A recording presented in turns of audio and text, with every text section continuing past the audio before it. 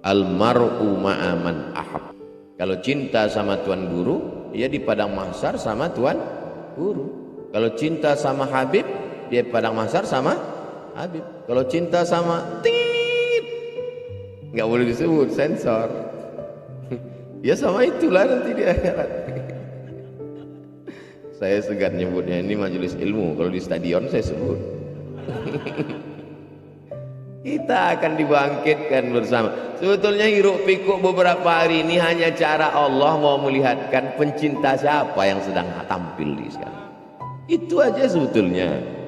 Jadi skenario Allah Ta'ala, Allah mau tunjukkan ada tentara yang pencinta Habib, ada yang polisi pencinta Habib, ada yang satpam pencinta Habib. Dan insya Allah di akhirat nanti akan bersama dengan Sayyidina wa Habibina wa Maulana Muhammad sallallahu alaihi wasallam. Maulaya salli wa sallim daiman abada ala habibika khairil khalqi kullihim. Maulaya salli wa sallim daiman abada. Lalu kemudian setelah riwayat hadis, poin yang ke-6, la yu'minu ahadukum. La tidak, yu'minu beriman. La yu'minu tidak beriman. Tidak beriman berarti kafir. Enggak, maksudnya la yu'minu di situ kamalul iman. Bukan maksudnya tidak beriman kafir. Enggak. La yu'minu lam yakun imanan kamilan. Imannya tidak sempurna kalau dia tidak melakukan ini. Andai dia tidak melakukan ini, ada imannya, cuman enggak sempurna. Sedangkan kita mau segalanya itu sempurna. Kadang inilah manusia ini, mobil mau sempurna, rumah mau sempurna, keluarga mau sempurna, pas iman ya cukup-cukup aja lah Pak Ustadz. Ya nggak bisa begitu. Maka poin yang ke-6 adalah la yu'minu, kamu tidak akan beriman, tidak sempurna imanmu sebelum engkau melakukan ini. Apa itu? Hatta yuhibba li akhih, sampai engkau cinta kepada saudaramu ma yuhibbu li nafsih. Kalau engkau cinta, suka pada tasbih ini, sayang betul engkau pada tasbih ini, cinta betul engkau pada tasbih ini, maka begitu jugalah cintamu ketika dia berada di tangan teman. Itu makna la yu'minu ahadukum hatta yuhibba li akhi ma yuhibbu li nafsi. Ma tasbih, li nafsi, pada dirinya. Sebagaimana dia suka tasbih ini ada pada dirinya, begitu jugalah kalau dia suka tasbih ini berada di tangan saudara. Aslinya tadi sebelum majelis ini, tasbih ini di tangan Sayyid Alwi. Tapi kemudian Sayyid Alwi ingin tasbih ini berada di tangan saya, diberikannya ke saya. Makanya saya pegang.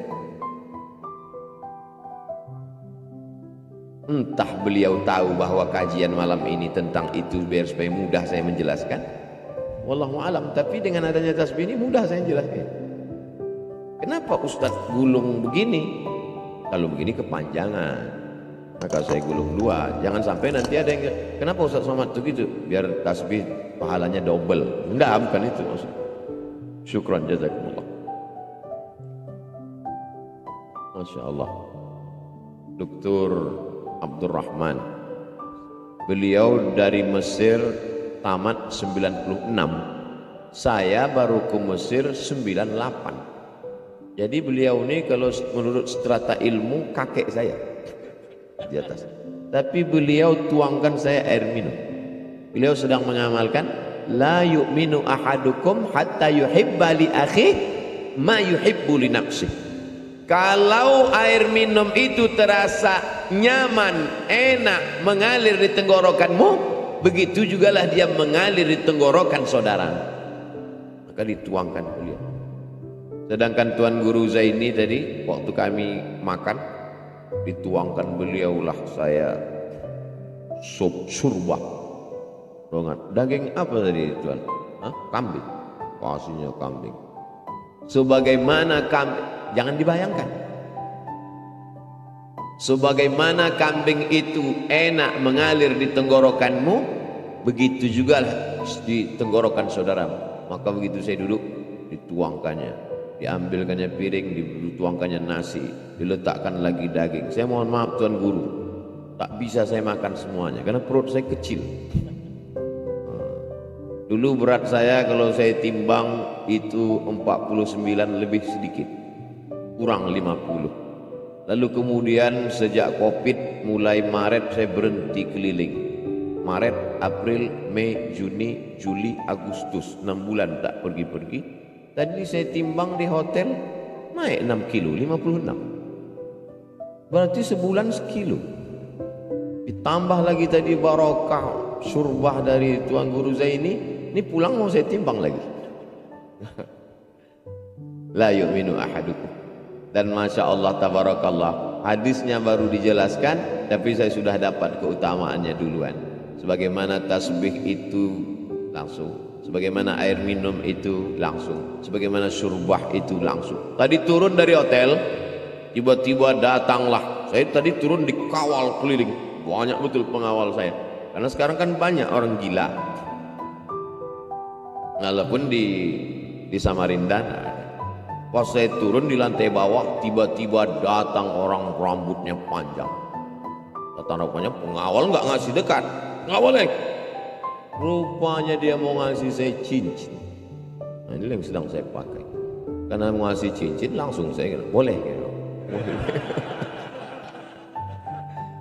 Saya yakin dia senang sekali dengan cincin ini, dan dia ingin. La yu'minu ahadukum, kau belum beriman, hatta yuhibba li akhi ma yuhibbu li nafsih. Sampai sebagaimana senang dia berada di tanganmu, begitu jugalah dia berada di tangan saudaramu. Maka Masya Allah tabarakallah, lama saya termenung. Tapi rasanya tak ada yang kebetulan. Kenapa hadis bercerita tentang itu, dan sebelum hadis itu semua saya menerima itu. Jadi kalau memang betul Ustaz mau mengamalkan itu, mestinya Ustaz berikanlah itu kepada orang lain. Ada hadis lain, al hadiyah la tuda. Hadiah enggak boleh diberikan pada orang lain. Ada aja alasannya ngeles. Saudara yang dimuliakan Allah SWT, kira-kira adakah yang terjadi di dunia ini di luar dari kehendak Allah? Tidak.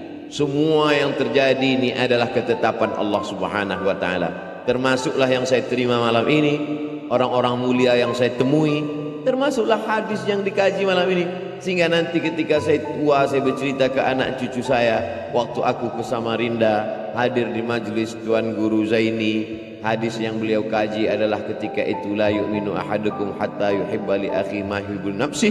Dan Nabi mengajarkan, kalau engkau cinta kepada saudaramu, jangan hanya dalam hatimu, tapi kau katakan. Maka malam ini saya katakan kepada Tuan Guru Zaini, inni uhibbuka fillah.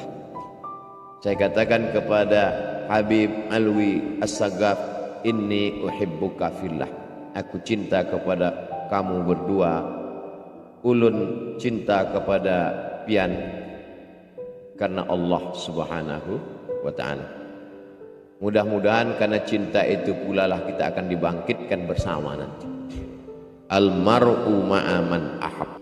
Kalau cinta sama Tuan Guru, dia di padang mahsyar sama Tuan Guru. Kalau cinta sama Habib, dia padang mahsyar sama Habib. Kalau cinta sama tit, nggak boleh disebut, sensor. Ya sama itulah nanti di akhirat. Saya segan nyebutnya, ini majelis ilmu. Kalau di stadion saya sebut. Kita akan dibangkitkan bersama. Sebetulnya hiruk pikuk beberapa hari ini hanya cara Allah mau melihatkan pencinta siapa yang sedang tampil di sekarang. Itu aja sebetulnya. Jadi skenario Allah Ta'ala, Allah mau tunjukkan ada tentara yang pencinta Habib, ada yang polisi pencinta Habib, ada yang satpam pencinta Habib. Dan insya Allah di akhirat nanti akan bersama dengan Sayyidina wa Habibina wa Maulana Muhammad sallallahu alaihi wasallam. Kemudian yang terakhir, yang ketujuh. Kenapa sampai 7 Pak Ustaz? Tawaf 7 kali, habis itu tahallul.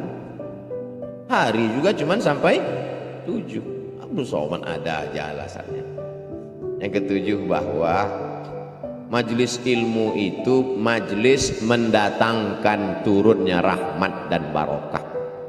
Majtama'a qaumun, sekelompok orang berkumpul. Lalu kemudian apa yang mereka lakukan? Yatsluna kitab Allah, membaca kitab Allah. Dan kata syurah, para penjelas hadis, yang dimaksud kitab Allah itu bukan hanya Al-Quran, tapi kitab-kitab yang menjelaskan tentang risalah Allah. Termasuklah kitab hadis, kitab fikih, kitab akhlak, kitab tasawuf, kitab aqidah. Nazalat alaihimus sakinah, diturunkan Allah ketenangan ke dalam hati. Makanya kalau ada yang di majelis Darul Fatah ini ada yang ketiduran, itu menunjukkan hatinya tenang. Karena kalau orang yang stres nggak bisa tidur. Orang sampai makan obat tidur biar supaya bisa tidur. Nama penyakitnya insomnia. Dia begitu ngelihat ustadz langsung tertidur. Itu kan menunjukkan ketenangan yang luar biasa. Nazalat alaihimus sakinah. Yang kedua, ghasyiyat bihimur rahmah, mereka diliputi rahmat Allah. Dan kita masuk surga itu karena rahmat. La yudkhilal jannata ahadakum amaluhu, tidak satu pun di antara kamu masuk surga karena amalnya. Wala anta ya Rasulullah, wala ana, illa ayyataghammadani Allahu bi rahmatih. Dan yang ketiga adalah haffat bihimul malaikah, bersama kita malam ini hadir para malaikat-malaikat.